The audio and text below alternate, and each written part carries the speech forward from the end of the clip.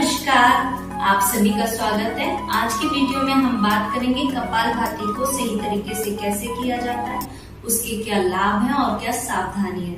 तो शुरू करते हैं। थोड़ा सा हम कपालभाति के बारे में जान लेते हैं। कपालभाति षटकर्म में से एक षटकर्म है।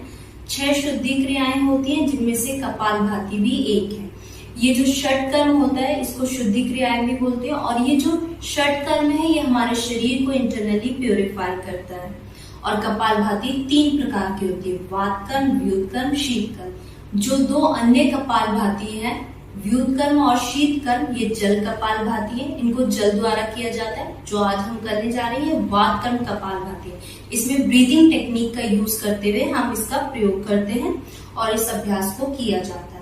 तो चलिए शुरू करते हैं। कपालभाति के लिए आपको सबसे पहले मेडिटेटिव पोस्चर को अडॉप्ट करना है। किसी भी ध्यानात्मक आसन में बैठना है जिसमें आपका कमर गर्दन स्ट्रेट रहेगा। जब आपका शरीर, आपका पोस्चर ठीक रहेगा तो हम अभ्यास को उतनी ही सजगता के साथ करेंगे और अच्छी तरीके से करेंगे। इसलिए पोस्चर को भी एकदम सही से मेंटेन करना बहुत ही जरूरी है। और फिर वही पोस्चर आपका प्रैक्टिस के एंड तक बना रहेगा। तो मेडिटेटिव पोस्चर में बैठ जाएंगे। सुखासन, पद्मासन, वज्रासन, या जो नीचे नहीं बैठ सकते वो चेयर पर भी बैठकर अभ्यास कर सकते हैं। बैक नेक स्ट्रेट रहेगी। जो आपको सामने देखना है, दृष्टि आपकी सामने की ओर रहेगी।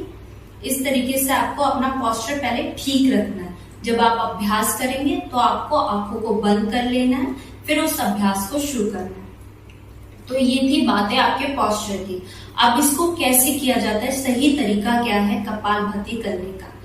कपालभाति में आपको सबसे पहले लंबी गहरी श्वास लेनी है। फिर आप श्वास लेने के बाद आपको श्वास को बाहर छोड़ना है शक्ति पूर्वक बार बार। जैसे ही आप श्वास बाहर छोड़ेंगे आपकी छक छक की आवाज आएगी नाक के द्वारा और आपका फेशियल मसल्स एकदम रिलैक्स रहेगा और पेट का मूवमेंट होगा। पेट आपका अंदर की तरफ जाएगा। जितनी बार आप श्वास बाहर छोड़ेंगे पेट अंदर की तरफ जाएगा। तो इस तरीके से हम कपालभाति करते हैं। तो एक बार देख लीजिए कैसे करना है कपालभाति। श्वास लेंगे, फिर श्वास को शक्ति पूर्वक नाक के द्वारा बाहर छोड़ना है और पेट अंदर की तरफ जाएगा। इस तरह से आपको कपालभाति करना है।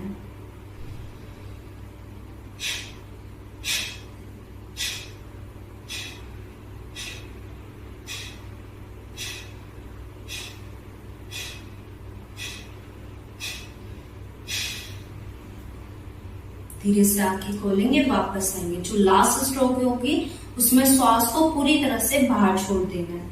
तो ये था कपालभाति करने का सही तरीका।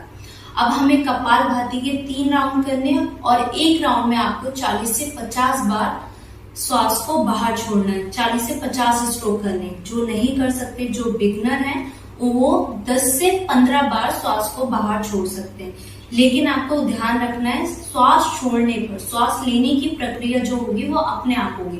सिर्फ आप श्वास छोड़ने पर ध्यान देंगे और नाक के द्वारा श्वास छोड़ना है और श्वास जैसे ही छोड़ेंगे पेट अंदर की तरफ जाएगा। ऐसे करना है।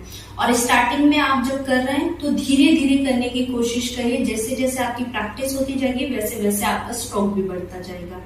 तो जल्दबाजी नहीं करेंगे, आराम से करेंगे। पूरी सजगता आपके श्वास पर रहेगी, शरीर पर रहेगी। तो एक बार देख लीजिए।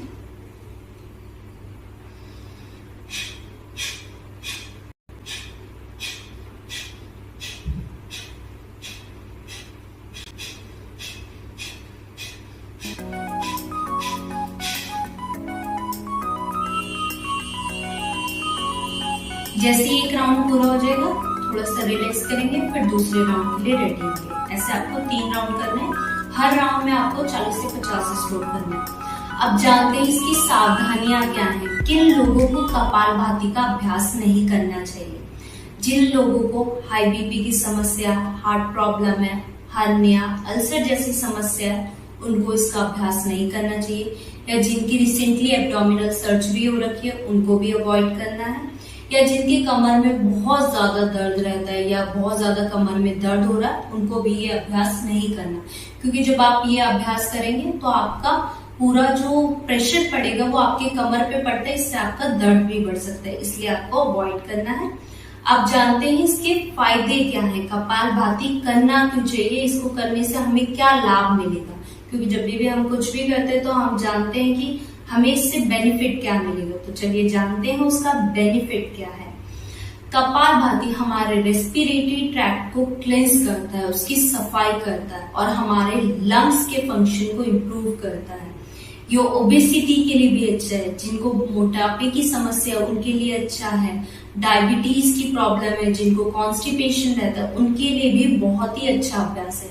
यह हमारे फेस पे ग्लो भी आता है। ये सारे इसके फायदे हैं कपालभाति के। बस आज के लिए इतना ही। आई होप आपको आज की वीडियो अच्छी लगी होगी।